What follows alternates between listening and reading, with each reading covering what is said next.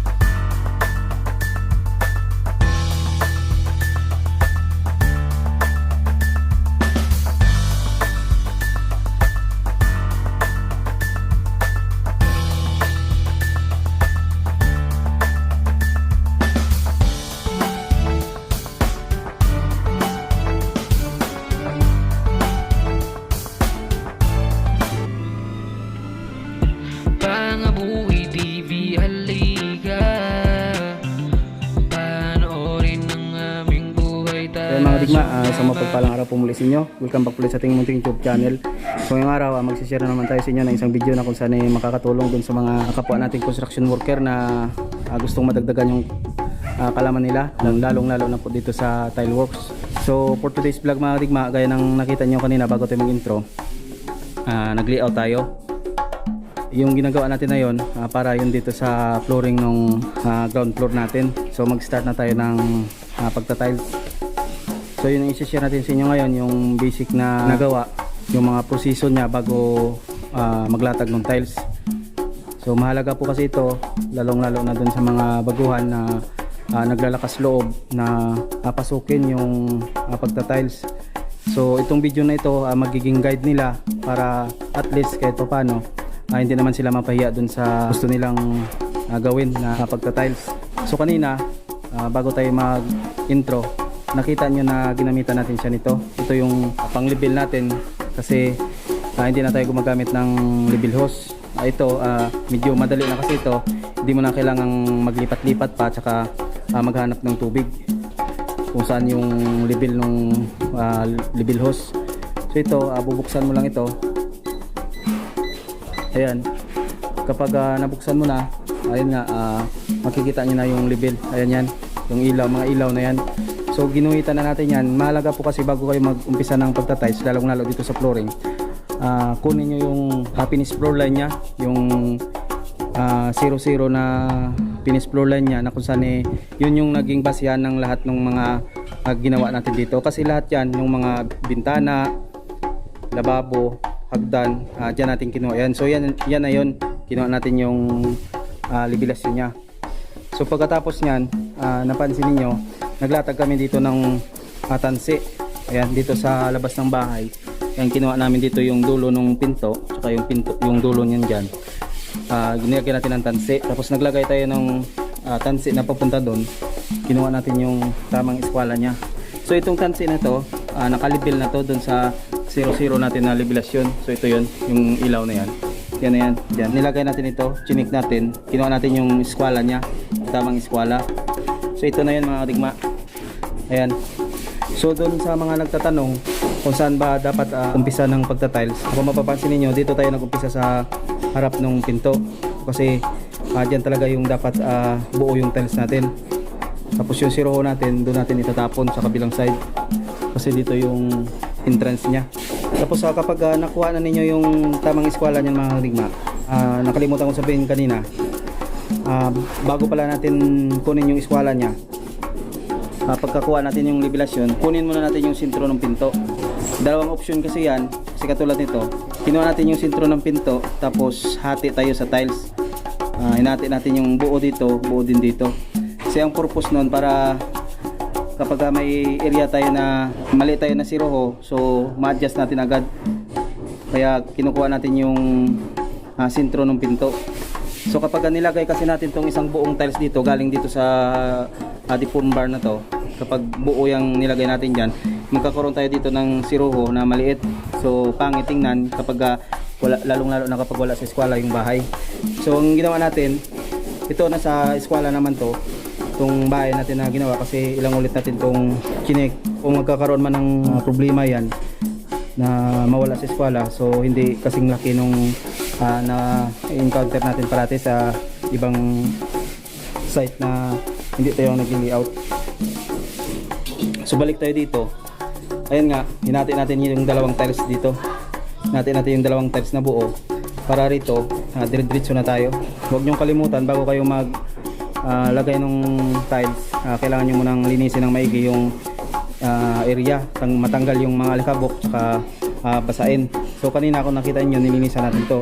Babasahin na lang natin to ng tubig. Tsaka kung mapapansin niyo yung flooring natin, ayan, may pundo na siya na mortar, yung tile adhesive yan na puro. Tapos hinaluan natin ng ready fix, ayan, para mas matibay yung kapit ng mortar natin. Kakapalan kasi itong area natin dito. Gamitin natin dito na proseso, yung paglalagay ng mortar, dry pack system.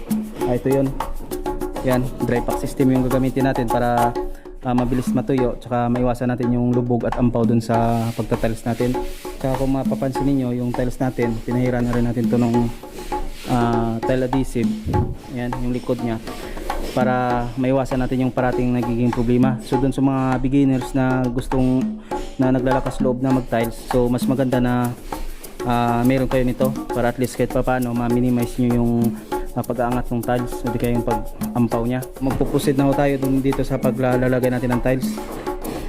Panoorin nyo na lang po yung paglalatag namin.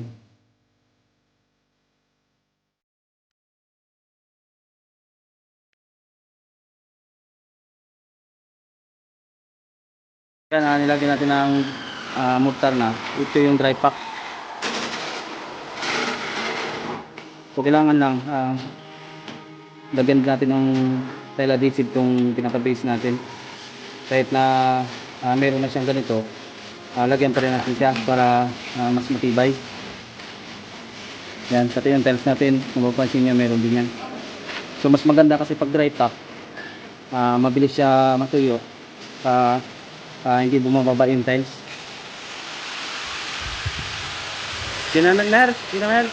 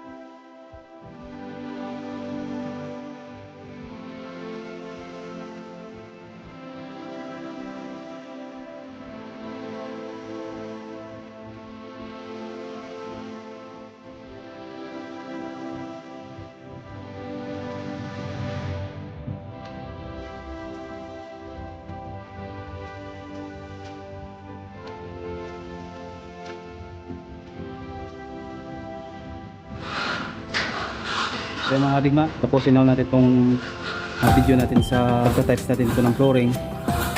At least na-share natin sa inyo yung mahalagang detalye at naipakita natin sa inyo yung proseso ng pag-install. So magla-live na lang tayo ng ibang gagawin natin, tapos mag-share tayo sa inyo ng iba pang video na kung saan ay makakatulong dun sa mga kapwa nating construction worker na gustong matuto at madagdagan yung kanilang kalaman. So bago tayo maghiwalay, magpapasalamat muna tayo ulit sa ating mga silent viewers at sa ating mga subscribers na walang sawang sumusuporta, at maraming salamat po sa inyo. So yun lang po muna mga digma. So muli po, maraming salamat po ulit. Boy po at God bless you po sa inyong lahat.